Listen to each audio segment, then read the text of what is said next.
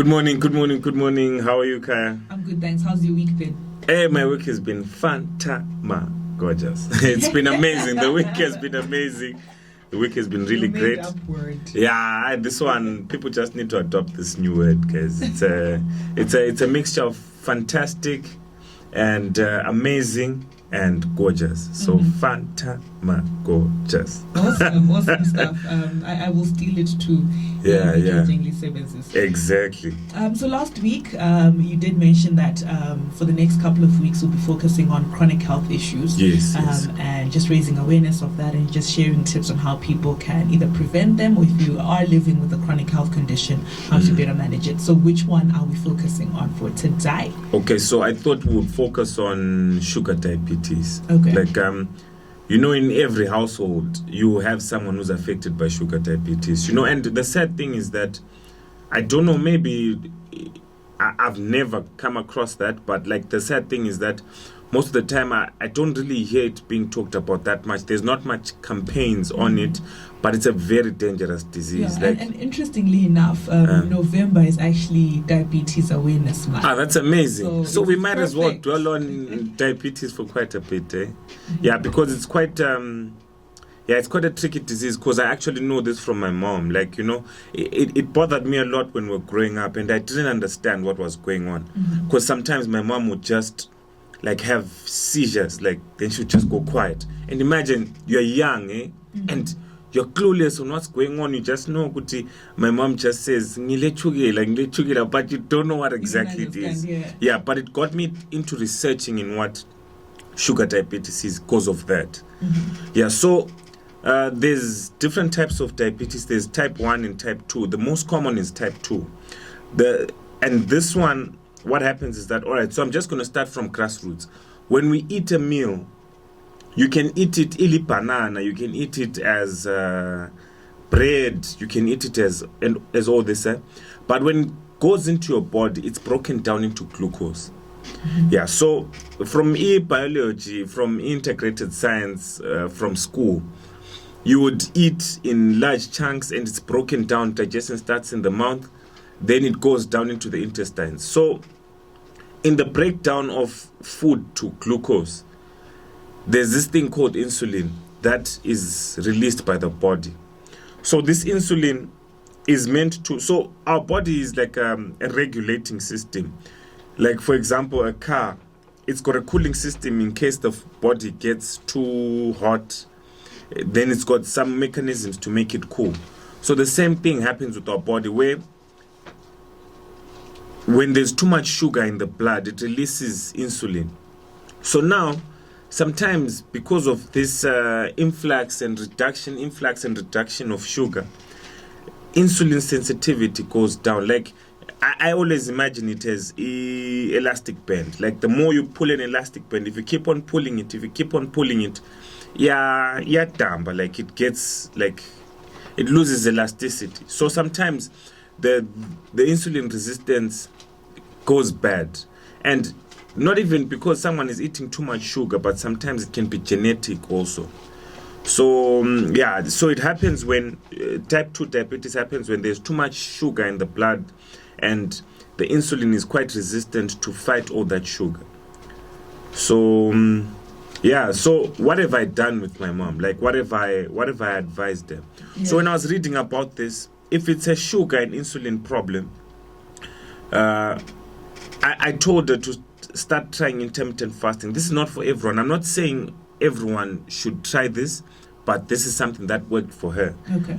Yeah, so I asked her to just try intermittent fasting, because when I researched, they were actually saying intermittent fasting helped with a lot of sugar diabetes patients, where if it's a problem with glucose rising and insulin failing to fight this glucose, why not reduce on the amount of glucose levels that are going up? You get what I mean? Like, intermittent fasting will have you fasted for a certain period of time. Like, maybe for 16 hours you're fasting, then for 8 hours you're eating. So there's no glucose. You get what I mean? There's no glucose for the insulin to be spiked. So eventually your body repairs the insulin resistance. So because of that, up, down, up, down, up, down. It confuses your insulin. Okay. So now, that's why you notice most sugar diabetes patients take insulin jabs. Yes. Because maybe there's too much sugar in the blood, but the insulin, like it's failing to cater for that sugar that's in the thing. So, yeah, like, so I've got this example. It's a weird example, but maybe some people will understand. Let's say there's a bus rank that, and kumele kuthathwa abantu besiya emsebenzini from point A to point B. So, like, we're talking about a bus rank here, and there's workers that need to be transported from this bus rank to work. So the workers are sugar. We're going to explain this in this way. Like, the workers are sugar and the taxi drivers are the insulin that carry these people from point A to point B. So what do you do if there's now too much workers in the place? You increase you make more bus stops. Do you get what I mean? Like, you reduce the amount of people going to one place. So this is the same thing I'm talking about by the reduction of food in your system, so that there's not too much demand for these taxi drivers that need to take the workers from one point A to point B. Just reduce the amount of stuff at one bus stop. You get what I mean? One bus stop being eating in intervals. Like, maybe you can eat after 16 hours, like I'm saying, with insulin, with intermittent fasting. It's an amazing thing to do. Like, and my mom hasn't complained of sugar of the diabetics attacks happening in a while. So some people ask, so how do I know if I could have sugar diabetes or not? The signs and symptoms. Like, sometimes, just because it's genetic, there's a time I was now scared. Like, she was like, these things you're doing, why is it like you've got diabetes? Then I was like, that would never happen to me. Yeah, so you can be someone who urinates a lot, like who goes to the toilet a lot.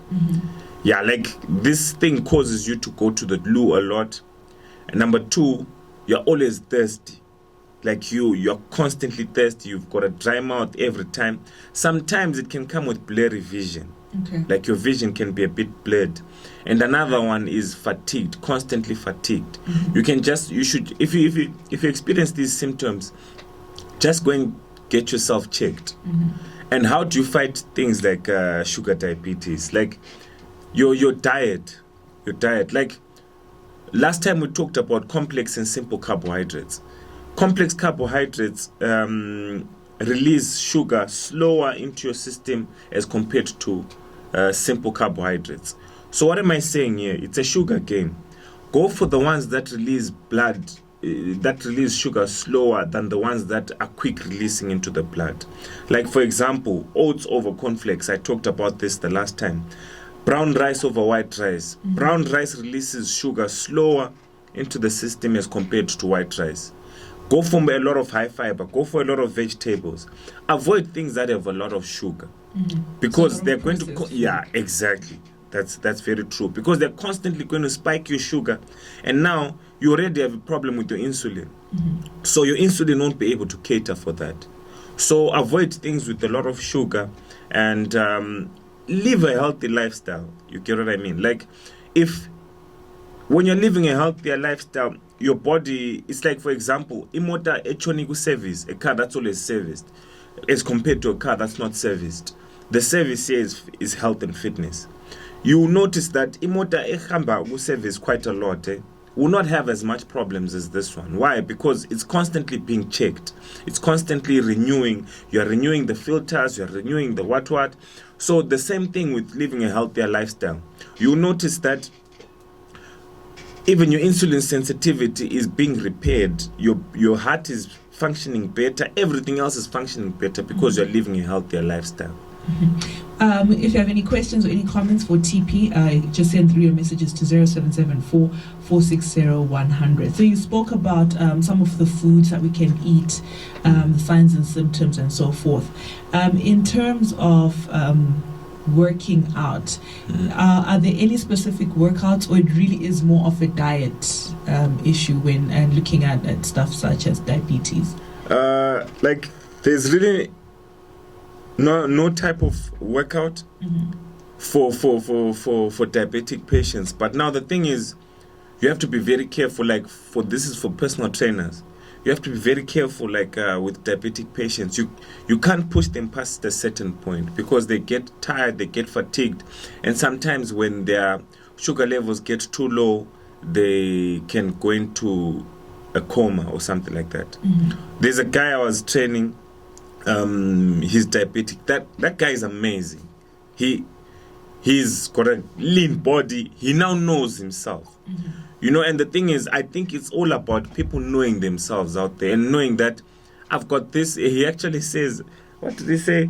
I'm too sweet. Like I've got a sweet problem. I'm too sweet. So he laughs about it. Like, you know, I was talking to him the other day. I'm actually going to have a chat with him soon. You know, like, just know if you've got a condition, just know it and know how to play around it. Like, he eats clean. He stays healthy. He stays fit. He stays healthy. And whenever you push him past a certain point, he says, you know what, TP, I like this workout, but I'm now feeling a bit dizzy. I'm now feeling a bit weird. So can we just slow down a bit? And sometimes, I remember my aunt was also diabetic.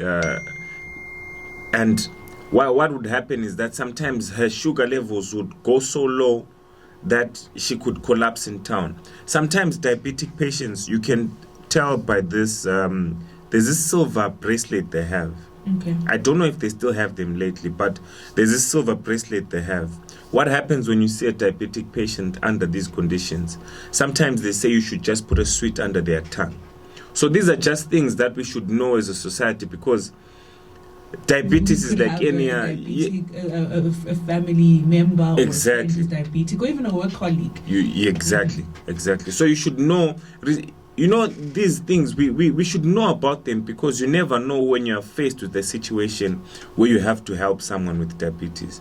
So most of the time they've got these silver bracelets on their wrists. I'm not sure if it's the right or the left, but in a case that you meet someone who has fainted, or just give them a sweet, because it helps regroup and give them that sugar spike that they need. Because sometimes the sugar can be too high, sometimes it can be too low. So bless. I was sneezing there. Bless you. So that's pretty comprehensive. And looking into the week ahead, you always give us challenges every week. What's this week's challenge? Let's try and go for complex carbohydrates over simple carbohydrates. That's on the food aspect.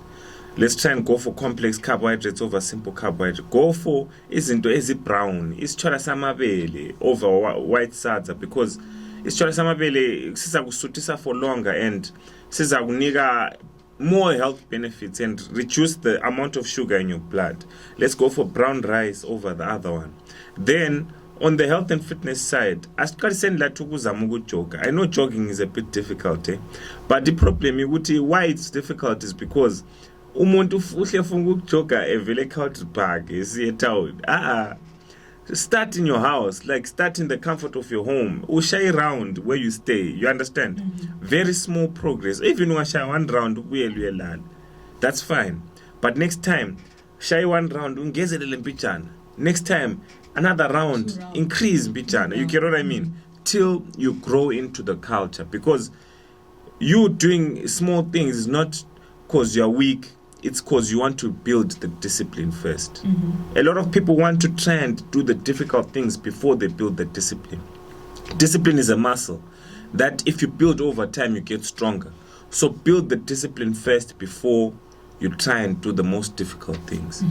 I've got a comment from Simon McClure. He says, thank you, TP, for sharing ulwazulu ngala ulisiza umphakathi. Then Umaduna would like to find out which types of food have a lot of sugar and that we should avoid eating.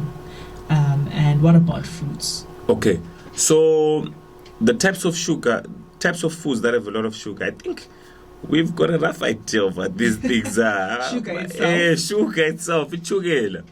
But what I suggest is, even ichukela nxa ule problem ichukela uthi uthanda tea, like there's a client I trained, she loves a lot of sugar in the tea.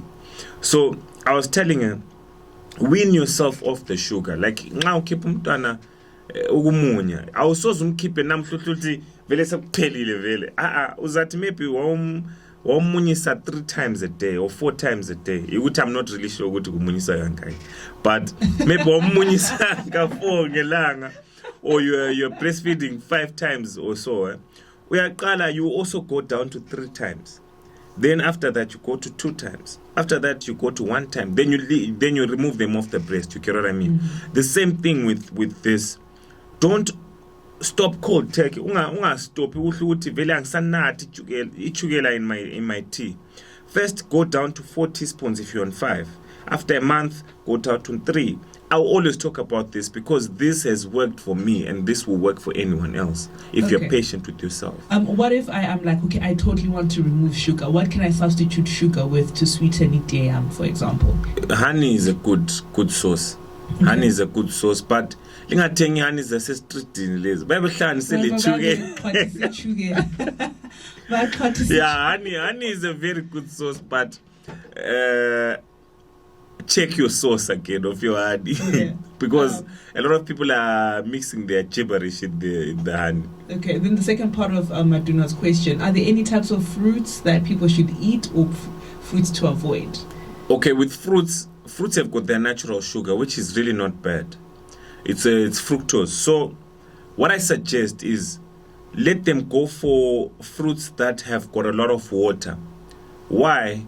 It's because they're sweet, but they're also low in calories, so they won't constantly spike your insulin. Mm-hmm. So fruits like watermelons. Watermelon is like 95% water, and it's sweet also. Limnandi. Then pineapple. Pineapple, especially if you've got a sweet tooth, you notice it's very sweet, and it also has a lot of water in it, which is like 95% water again. Another one is cucumber. Cucumber is a very good fruit. Apple is a very good fruit. Or vegetable. Anyway. Okay, yeah. You know that one. We've had that debate. But yeah, like cucumber, fruit, vegetable. Yeah. Okay.